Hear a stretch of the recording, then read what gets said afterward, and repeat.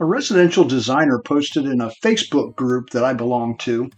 A client liked our design for finishing her attic. Then she emailed us. I'd like to change these 30 plus items and meet with you to discuss. The designer met, made the changes, and sent an invoice. She doesn't want to pay for the changes because she's not finishing the attic anymore. He says it's frustrating how people can decide not to pay for work. His posts had 30 plus comments, and one of them was, I know it sucks to do, but sometimes for the sake of business and your mental health, it's best to just move on. Is that really true? How do you know when to move on or to pursue? Is there a sound way to analyze a situation and make an informed decision? I think there is. The answer may lie in the difference between accounting profit and economic profit. Accounting profit is calculated by subtracting all the expenses from the total revenue. To calculate economic profit, you continue by subtracting the opportunity cost from the accounting profit. The opportunity cost would be the return that could have been earned if the money or the time were invested elsewhere. One example of opportunity cost is if you decide to play hooky and not go to work, the opportunity cost is the lost wages. So with that in mind, let's say you quit your current job to start designing houses as a business.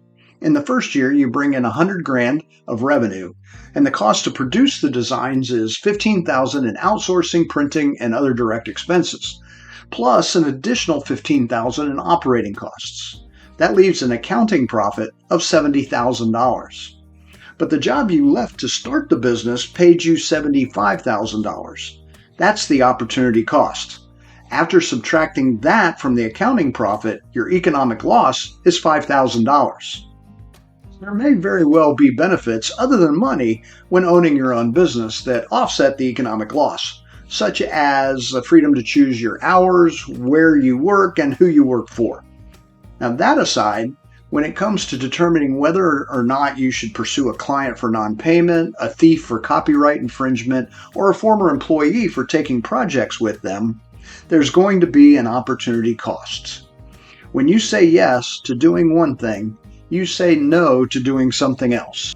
Your time involved in legal matters will take you away from your time servicing your clients, training your team, and the time you spend with your family. I'm not suggesting that you let every deadbeat and cheat take advantage. There will be a time when you can't turn the other cheek. But the best recourse is to study the situation, ask yourself why it happened, and determine how you can keep it from happening again. Meanwhile, consider the opportunity costs of your decisions versus the accounting profit that can be gained by making the decision or applying your time to something else. Of course, this is a very simplistic example of opportunity costs and economic profit. There are much greater applications, such as where to invest your money, whether to buy or rent your office, and buy or rent your large format printers. And there are free opportunity cost calculators available online. You only have to Google the phrase to find them. And there are tons of YouTube videos. Now, knowing your economic profit is a great way to quantify the extrinsic value of your company or to determine if you should be doing something else with your career. One of life's hardest things is learning which bridges to cross and which to burn. Now, that's a quote from the Big O, the amazing and super successful Oprah Winfrey. Now, most often, getting you from where you are to where you want to go is not about constructing new bridges. It might be more about looking at the bridges you already have and deciding which ones to cross and which ones to burn.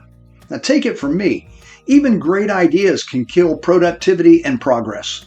When there's a distraction, the total is less than the sum of the parts. Steve Jobs was famous for saying, "I'm actually as proud of the things we haven't done as the things we have done." He also said, "Focus is about saying no.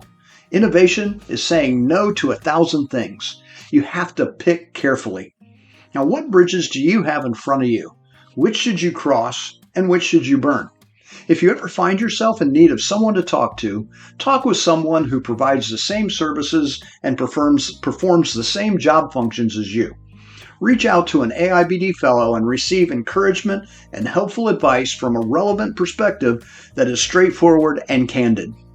Go to AIBD.org and at the top of the page, click Business Coaching. Now, what bridges are you going to cross and which are you going to burn? Let everybody know in the comments below. Thanks for watching this entire video and have a triumphant week.